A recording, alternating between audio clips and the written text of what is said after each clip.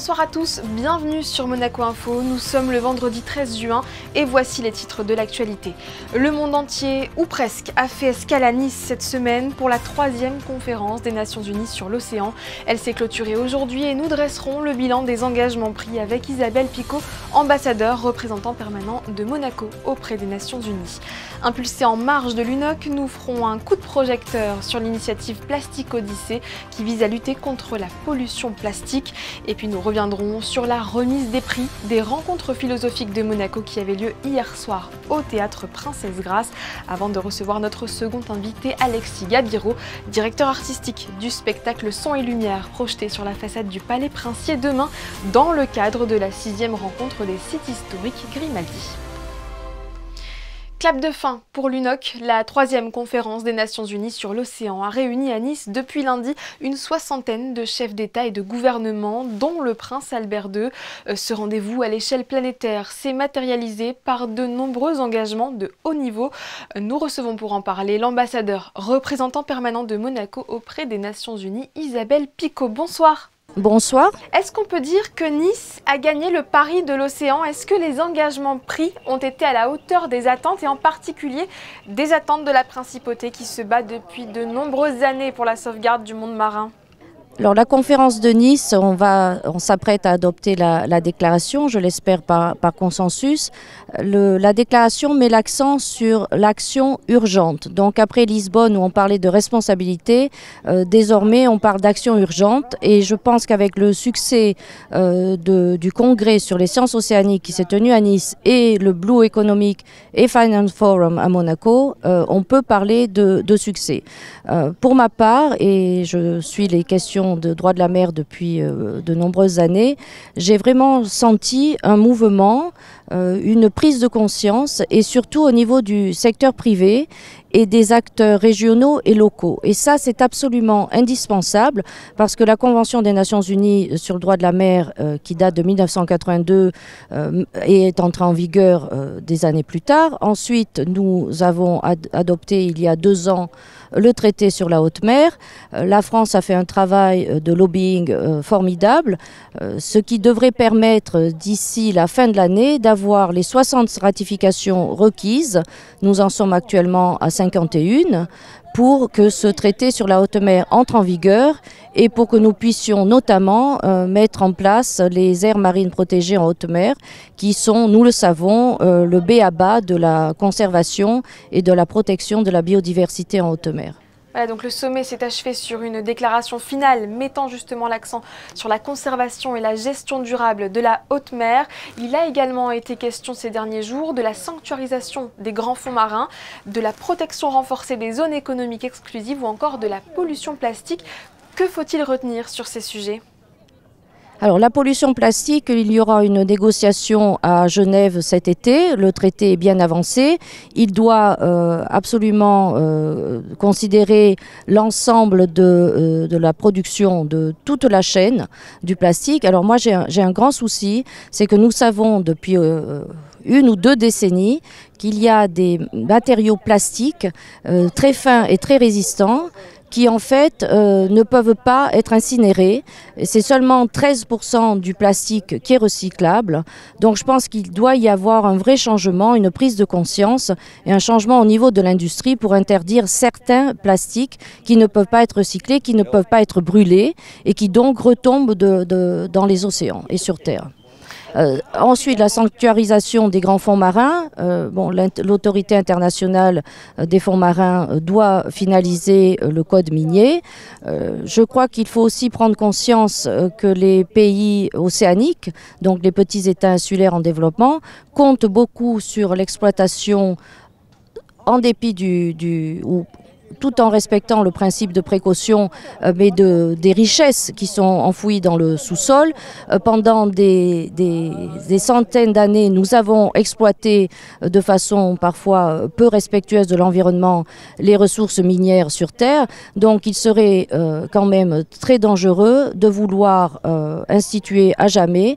Le moratoire, c'est bien, ça permet aux États de finaliser le code minier, mais il ne faut pas oublier qu'il s'agit du patrimoine mondial de l'humanité et que les pays en développement, en particulier les petits États insulaires en développement, espèrent un jour pouvoir exploiter le minerai qui sont dans le sous-sol de leur zone économique exclusive. Enfin, quels ont été les engagements pris par Monaco spécifiquement durant cette semaine? On sait que la principauté s'est engagée en amont de l'événement avec la France pour protéger au moins 30% des océans d'ici 2030.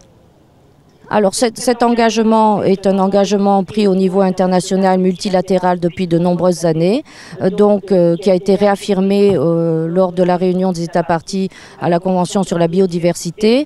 Je pense qu'au niveau il y a des pays, le Portugal est proche des 30%. De nombreux pays océaniques ont déclaré toute leur zone économique exclusive comme zone totalement où toute activité est interdite. Donc ce qu'il faut aussi vraiment supprimer, ce sont les subventions sur la pêche et puis, si je peux me permettre, le chalutage de fond, c'est-à-dire où les filets arrachent tout ce qui est au fond des océans et détruisent tout. Donc des pratiques nuisibles de pêche doivent cesser et en même temps, je comprends que c'est un problème social et il va falloir repenser à la fois les subventions mais aussi les aides à des pans de la société qui pourraient perdre leur travail. Il y a eu beaucoup de références faites à la pêche artisanale et ça je crois que c'est très important de pouvoir la préserver parce qu'en fait les pêcheurs artisanaux ont une connaissance historique des lieux où ils pêchent et nous devons les écouter. Merci beaucoup Isabelle Picot d'avoir répondu à nos questions. Merci. Dans le cadre de l'UNOC, vous avez découvert mardi, dans votre 19h, le projet Space for Ocean. Cette alliance permet de connecter les acteurs du monde maritime à ceux du secteur spatial afin de préserver l'océan grâce à une mise en commun des données. Elle a été officialisée aujourd'hui à Nice en présence d'Isabelle Béraud-Amadei, ministre d'État par intérim, mais aussi Peter Thompson, envoyé spécial du secrétaire général des Nations Unies pour l'océan. Restons à Nice, où Plastic Odyssey vient de nouer un partenariat avec l'UNESCO. Rappelez-vous, ce bateau-école avait réalisé sa première escale en principauté en octobre 2022. Au gré de ses expéditions, Plastic Odyssey a expliqué l'intérêt du recyclage du plastique tout en dressant un constat alarmant. Émilie Rousseau et Sylvain Péroumal ont rencontré l'équipe à l'occasion de la 3e conférence des Nations Unies sur l'océan. Voyez leur reportage. Depuis 2022, le navire Plastic Odyssey sillonne les côtes du monde entier avec une mission, trouver des solutions concrètes pour lutter contre la pollution plastique, un fléau pour les écosystèmes marins, mais aussi pour notre santé. L'UNEP annonce 21 tonnes toutes les minutes, et en réalité on la voit peu cette pollution, puisque une fois qu'elle est dans l'océan, elle coule, elle se dégrade, ou elle s'échoue sur des îles éloignées, désertes, loin des yeux, et donc on a du mal à réaliser en réalité l'ampleur de cette pollution, même si elle est quand même un peu visible. Depuis 3 ans, les équipes de Plastic Odyssey ont pu en faire le constat amer en se rendant dans les régions les plus touchées par la pollution plastique. Aujourd'hui, l'aventure prend un nouveau tournant. L'UNESCO, l'Organisation des Nations Unies pour l'éducation, la science et la culture, a décidé de s'associer à ce projet pour dépolluer les sites marins inscrits au patrimoine mondial. L'UNESCO protège ou a désigné 50 sites du patrimoine mondial marin, avec une importance à la fois en beauté et en biodiversité. Donc nous les accompagnons à atteindre ces territoires, comme nous allons le faire bientôt dans les Seychelles. Nous avons aussi 250 réserves de biosphère à travers le monde qui sont des réserves marines. Cette alliance va permettre de déployer une nouvelle dynamique d'opération autour de la sensibilisation et de la contribution scientifique. La première mission, c'est d'aller mieux comprendre ces sites puisqu'ils sont très peu visités, donc de pouvoir servir de plateforme scientifique, emmener des scientifiques étudier l'impact de la pollution plastique, derrière enlever ce plastique et puis voir quel impact ça a pu avoir, et puis derrière inspirer les plus jeunes, inspirer le grand public, montrer qu'il y a des solutions concrètes et servir de symbole, d'exemple pour stopper à la source cette pollution plastique. Ce partenariat est un pas de plus pour une planète sans déchets, alors qu'à Nice, un traité contre la pollution plastique a été évoqué. 95 pays ont demandé l'adoption d'un objectif mondial pour réduire la production et la consommation de plastique. Et sachez que Plastique Odyssée sera de retour en principauté en 2026. Nous aurons l'occasion de faire un point sur les étapes de ce bateau laboratoire dans nos futures éditions. Cette semaine est placée sous le signe de la philosophie en principauté. Comme chaque année, la semaine Philo Monaco tient une soirée spéciale qui récompense des auteurs, des éditeurs et des lycéens. Une reconnaissance pour leur travail qui sort des sentiers battus. Reportage de Théo Schumer, Alex Avial, Arnaud Humbert et Clélia Renaud au Théâtre Princesse Grace. Lors de la semaine philo, des penseurs de tous horizons investissent la principauté pour philosopher pendant que d'autres sont récompensés. Cette soirée spéciale est l'occasion de remercier les acteurs de la semaine philo, mais également de remettre 3 prix. Le prix de l'éditeur est remis à une collection ou une maison d'édition. Celui des lycéens est attribué à 2 élèves qui ont passé un concours écrit dans la bibliothèque de leur établissement. Et le prix Philo Monaco de l'essai consacre un ouvrage philosophique publié en langue française l'année passée. On ne recherche pas la diversité pour la diversité des thèmes. On recherche vraiment un certain ton, un certain type de livres. Des livres, par exemple, d'historiens de la philosophie sont des livres très importants, mais ce n'est pas le type de livre que l'on prime. Cette diversité, elle est plus contingente qu'autre chose. C'est-à-dire qu'il se trouve que tel livre, à un moment donné, va nous apparaître comme étant plus fort par rapport à un certain type de questionnement qui peut être aussi dominant à une certaine époque. Cette année, le prix éditeur a été décerné aux éditions du CNRS, le prix des lycéens à Rebecca Bertocci-Messa et Leonardo Hilary, tandis que le prix de l'essai a été remporté par Frank Fischbach pour son ouvrage Faire ensemble, reconstruction sociale et sortie du capitalisme aux éditions du Seuil, un livre qui s'est démarqué par son thème social peu consensuel. Oui, parce que c'est un livre de philosophie sociale et que bon, c'est pas forcément le courant dominant de la philosophie française, même si j'essaye de le défendre depuis longtemps, depuis un précédent livre qui s'appelait Manifeste pour une philosophie sociale, mais c'est justement une reconnaissance pour cette pratique de la philosophie qui est pleinement de la philosophie, mais informée des résultats des sciences sociales. C'est ça sa particularité, je dirais. Et puis c'est aussi une philosophie qui adopte une attitude critique à l'égard du monde contemporain qui est le nôtre. Et donc là aussi, on pouvait s'attendre à ce que ça ne soit pas forcément mainstream, comme on dit. Une distinction prestigieuse pour ce philosophe et un message précieux à retenir, celui que la philosophie est ouverte à tous les sujets. L'essentiel est d'oser s'y intéresser. L'idée, c'est vraiment d'avoir un ouvrage qui soit à la fois exigeant, intéressant, construit, informé, mais qui en même temps puisse parler à un public très élargi, sans dogmatisme, sans une armature conceptuelle qui soit susceptible un peu de tenir à distance des personnes qui s'estiment a priori incompétentes sur des questions de ce type. L'objectif, c'est de faire parler de philosophie, faire parler des livres de philosophie, ceux qui la défendent et ceux qui l'incarnent. La soirée de remise des prix vient ponctuer une semaine philo déjà riche pour ceux qui y participent ou y assistent et qui se poursuit jusqu'à dimanche à Monaco. Le week-end s'annonce festif sur la place du Palais.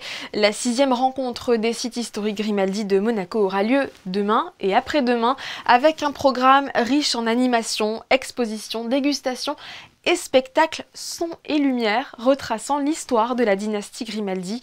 Pour découvrir toutes les nouveautés de ce spectacle, justement, nous sommes en duplex avec Alexis Gabiro en charge de la direction artistique. Bonsoir. Bonsoir.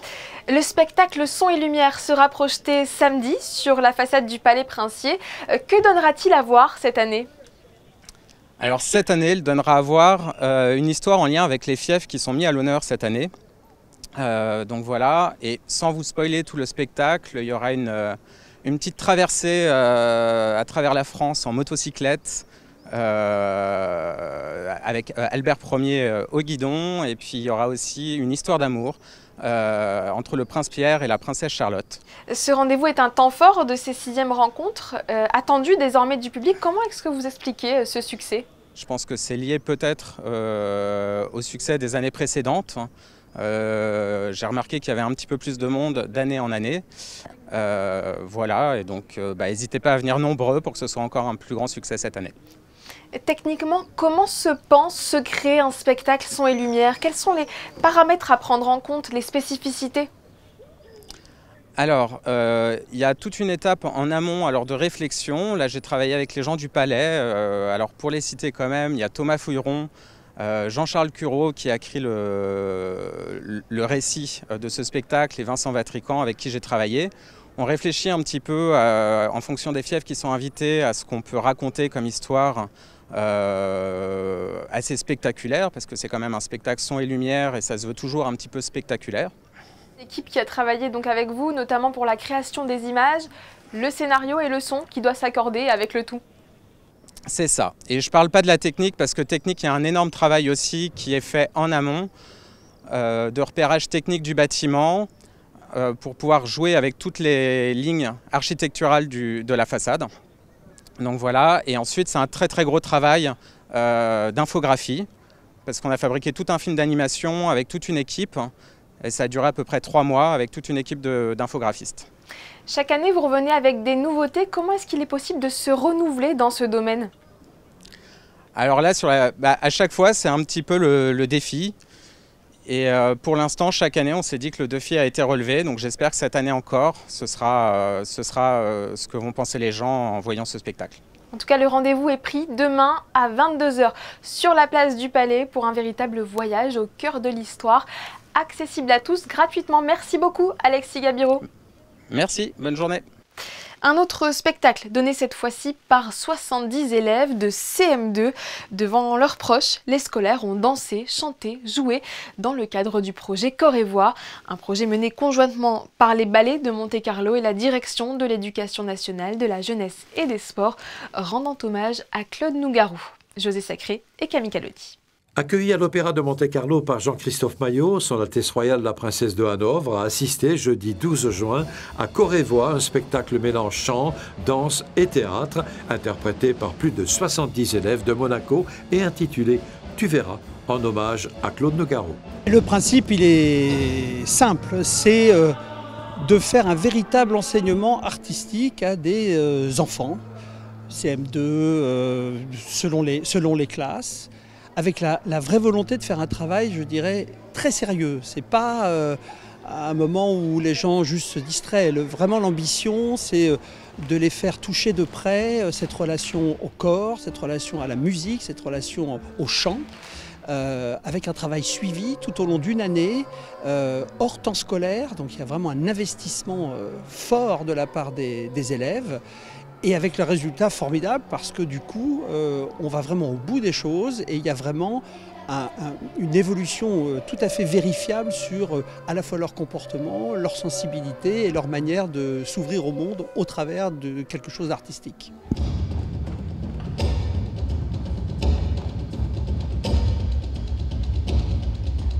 Et la Dominique Dreyfus, qui fait un travail formidable depuis de nombreuses années, en collaboration avec Grosjean, qui est cet expert, je dirais, du monde musical lié à l'enfance. C'est vraiment exemplaire. Il y a peu de pays qui offrent un travail aussi abouti et aussi approfondi autour de l'idée à la fois du plaisir quand même, parce que le plaisir reste très important pour eux, mais vraiment un engagement, je dirais presque professionnel, un véritable engagement artistique. On croyait décéder, reprendre au souffle et vie dans la chair de ma voix jusqu'à la fin des mondes.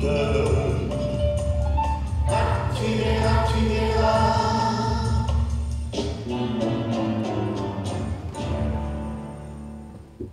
À l'issue du spectacle, Son Altesse Royale la Princesse de Hanovre a félicité les jeunes artistes et ceux qui les ont guidés dans cette belle et unique aventure artistique, en présence de Madame Hélène Nougaro, la veuve de Claude Nougaro. J'ai passé une soirée merveilleuse dans un lieu magnifique et puis des enfants qui ont chanté des chansons de Claude. Et chanter Claude, c'est pas du tout facile. Il chantait bien, il bougeait bien et j'ai plusieurs fois eu des frissons. C'était très, très très beau, très émouvant.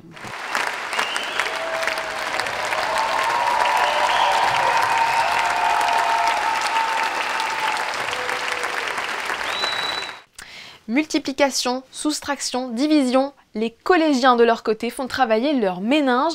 Un concours de mathématiques est organisé au collège Charles III par des professeurs passionnés. Axés sur le calcul mental et le raisonnement, ils mobilisent tous les élèves de l'établissement tout au long de l'année. Hier et aujourd'hui avaient lieu les grandes finales. Fabien Bonnia et Lionel Bernardi y étaient regardés. Il s'agit de la 8e édition du concours de mathématiques organisé au Collège Charles III. Ce concours est axé sur le calcul mental et le raisonnement. Il a mobilisé tous les élèves de l'établissement tout au long de l'année scolaire. Et ce vendredi se sont déroulées les finales de 4e et 3e. Les 4e dès 8h et les 3e à 10h. Ce sont des élèves du Collège Charles III plus une classe invitée du Collège Saint-Exupéry de Saint-Laurent-du-Var. 2 à 3 élèves ont été sélectionnés dans chaque classe et sont montés sur scène tels des rockstars dans une ambiance de fête dans l'amphithéâtre. On est loin de l'image du cours de maths quelque peu austère. C'est vraiment l'objectif du concours, c'est de désacraliser un peu la matière, de faire en sorte que ce soit autour de quelque chose de plutôt ludique, avec un engouement particulier. Mais en fait, il y a tellement de choses à quoi le concours va servir, comme réinvestir des notions toute l'année, parce qu'on travaille toute l'année de septembre à juin sur ça. Et puis faire en sorte qu'on starifie aussi un peu les bons élèves, parce que en fait, souvent on dit ouais, les maths, voilà, c'est pas comme celui qui est champion de foot. Et là, bon, ce que vous avez vu, évidemment, c'est le gratin du collège. Donc forcément, là, les questions, c'est d'un niveau vraiment très très élevé. Même en finale, c'est encore plus élevé. Donc là, ça sort carrément du cadre classique du calcul mental. Mais on les crée comme ça. On essaye de trouver, de faire en sorte de travailler les astuces de calcul qu'on leur montre toute l'année, etc. Vraiment, c'est comme ça qu'on invente ça, quoi. C'est parti pour 2 séries de questions à faire 2 têtes sans calculatrice. Après ces séries, 3 finalistes pour les élèves de 4e vont s'affronter et 5 finalistes pour les élèves de 3e. Tous les jeunes dans les tribunes de l'amphithéâtre jouent le jeu, ils chantent, crient et applaudissent leurs camarades. En revanche, au top, c'est le silence à chaque épreuve. Pour cette 8e édition, le concours en classe de 4e a été remporté par Yuri Wetzel. Et pour les classes de 3e, c'est un élève du collège de Saint-Laurent-du-Var, Gaëtan Boucaud, qui repart avec le trophée. Ça fait 2 ans que je le fais, franchement, il est incroyable, j'aime bien. Ce concours, ce n'est pas la première fois que je le fais. Je suis déjà habitué à la finale, mais c'est toujours stressant d'être sur place et de répondre à des questions, surtout avec une audience qui est très, très agitée et qui nous encourage tout le temps. Les questions, elles étaient un peu compliquées des fois, mais vu qu'on a travaillé, du coup ça va. Ce concours est entièrement conçu et organisé par les enseignants de mathématiques du collège dans le but de rendre cette matière attractive, et le pari a l'air réussi.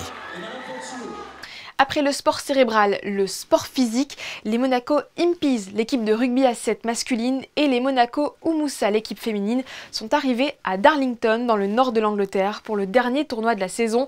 Gaëtan Lebrun, vous êtes sur place pour Monaco Info avec Sylvain Péroumal. Vous avez assisté à leur dernier entraînement avant un week-end capital pour ces 2 équipes pleines d'ambition. Les Monaco Impies et les Monaco Umoussa ont effectué leur dernier entraînement avant le tournoi de demain ici à la Red House School qui leur a prêté justement le terrain. Ils ont pu s'entraîner devant près de 180 enfants qui les ont regardés toute l'après-midi. Ils vont prendre part demain à un tournoi avec 2 formats différents. Pour les Monaco Umoussa, l'équipe féminine, elles seront dans une poule de 3. Elles vont jouer chaque équipe 2 fois, donc elles joueront 4 matchs au total et il y aura un classement final à la fin. Pour les Monaco Impies, c'est différent, il y a 8 équipes, donc il y aura 2 poules de 4. Les 2 premiers de chaque poule iront en demi-finale et puis peut-être la finale, donc eux joueront normalement 5 matchs. C'est le dernier rendez-vous de la saison, les Monaco Impies qui restent sur un quart de finale à Melrose, une finale à Londres et précédemment encore à Dubaï, une belle 9e place justement. Donc les 2 équipes ont vraiment à cœur de finir cette saison en beauté avec pourquoi pas un titre demain, on leur souhaite. Et nous suivrons bien évidemment le parcours des Impies et des Umoussa Westchester de près. Sport toujours avec l'officialisation de la montée de l'AS Monaco Volley en élite. Après un parcours remarquable, les volleyeuses monégasques sont assurées de jouer en division supérieure la saison prochaine en réussissant à obtenir les financements nécessaires. L'AS Monaco s'apprête donc à écrire une nouvelle page de son histoire, l'une des plus belles. Belle récompense pour Hercules, le meeting international d'athlétisme qui se déroule chaque année au stade Louis II. Il vient d'obtenir le label Silver de World Athletics pour son engagement en faveur d'un sport plus durable. L'événement organisé sous l'égide de la Fondation monégasque d'athlétisme a intégré le programme Athletics for a Better World Standard, une initiative qui repose sur 6 grands piliers: leadership, production durable, climat et carbone, environnement local et qualité de l'air, égalité et diversité, et accessibilité et bien-être. Notez bien d'ailleurs dans vos agendas la prochaine édition du meeting Hercules le 11 juillet prochain. Avec l'arrivée de l'été, la prévention contre les noyades est plus que nécessaire. Une sensibilisation qui anime la Fondation Princesse Charlène de Monaco qui a organisé dernièrement des Water Safety Days dans les Landes. Après Messanges, c'est donc à Léon que la Fondation a proposé ces ateliers d'initiation aquatique à destination des enfants. Les Water Safety Days seront à Monaco en début de semaine prochaine. Envie de voyager, ça tombe bien, depuis mercredi, le Café de Paris a ouvert ses portes aux saveurs, au rythme et aux couleurs de la péninsule ibérique. Jusqu'à dimanche, ce lieu emblématique se transforme en véritable ambassade de la culture espagnole pour une immersion riche en émotions. Le récit de Léa Dutrouille sur les images de Jean-Alexandre Dordet. Depuis mercredi, le Café de Paris se transforme en véritable plaza andalouse. Ici, tout respire l'Espagne, les odeurs, les couleurs, les saveurs et cette ambiance chaleureuse, vibrante qui donne envie de danser et de chanter, bref, de savourer la vie. C'est un rendez-vous que l'on donne à tous les Monégasques, mais bien plus qu'aux Monégasques. Un rendez-vous incontournable au Café de Paris. On adore faire des soirées thématiques, des semaines thématiques, précisément celle autour de l'Espagne en ce moment. On a des allers-retours avec un chef espagnol qui nous aide, Fernando, sur l'offre que l'on propose à notre clientèle, une recherche de produits bien ciblés et puis les recettes qui sont respectées dans la tradition.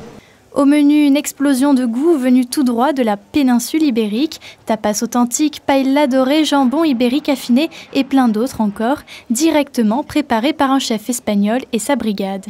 Los más emblemáticos son la paella del Mediterráneo, el pulpo a la gallega y también hemos traído un surtido de aperitivos muy buenos, de tapas diferentes de España. Mi sentimiento es sobre todo agradecer a Mónaco este maravilloso acogimiento gastronómico para el dinamismo comercial de la gastronomía.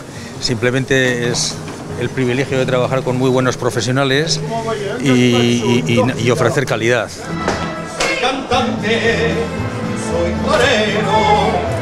Mais ce n'est pas qu'une fête pour les papilles, c'est un voyage complet. Dans la salle, une guitare s'accorde, un danseur claque ses talons.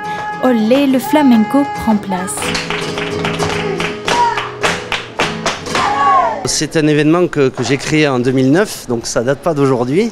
Au tout début, on a fait un petit peu tous les 4 ans et petit à petit, on a refait l'événement tous les ans. Et l'idée est venue de mon amour pour l'Espagne depuis tout petit. Et j'ai voulu apporter cet amour de l'Espagne à Monaco, en leur faisant découvrir à la fois la gastronomie espagnole qui est typique, mais aussi toute la culture avec la danse. C'est très vivant, donc quelque chose de vraiment original. Et dans Monaco, c'est vrai qu'on n'a pas souvent ce type d'événement espagnol. À Monaco, on a plus des événements plutôt frontaliers italiens, mais l'Espagne est peu connue finalement. Le Café de Paris devient l'espace d'un instant un bout d'Espagne en plein cœur de la principauté. Mais attention, vous avez jusqu'à samedi soir pour profiter des représentations des artistes professionnels de flamenco. Et comme on dit en espagnol, bienvenidos y buen provecho. Gastronomie toujours, avec une griffe made in Monaco, le Beef Bar a une nouvelle fois brillé au très respecté classement World's 101 Best Steak Restaurant, en remportant pour la 3e année consécutive la première place dans la catégorie Multiple Outlets, qui distingue les meilleurs groupes de restaurants spécialisés dans la viande.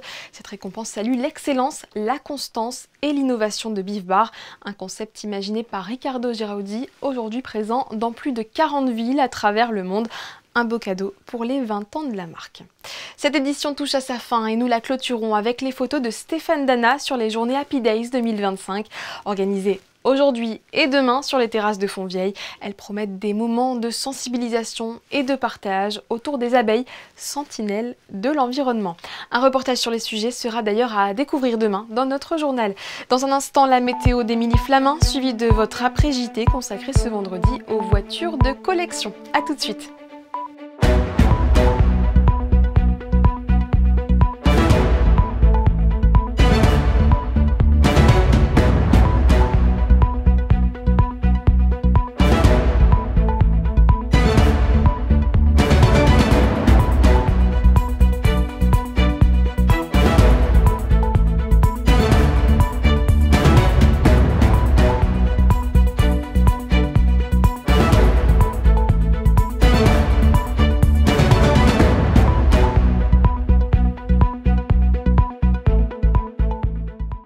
Retrouvez la météo avec Suisse Courtage, votre partenaire de confiance en assurance à Monaco. Protection sur mesure pour particuliers et professionnels.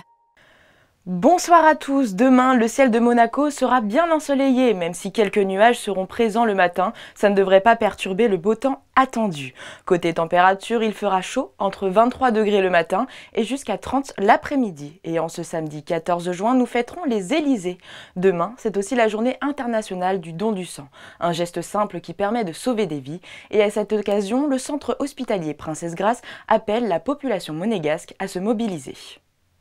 C'était la météo avec Suisse Courtage, votre partenaire de confiance en assurance à Monaco. Protection sur mesure pour particuliers et professionnels.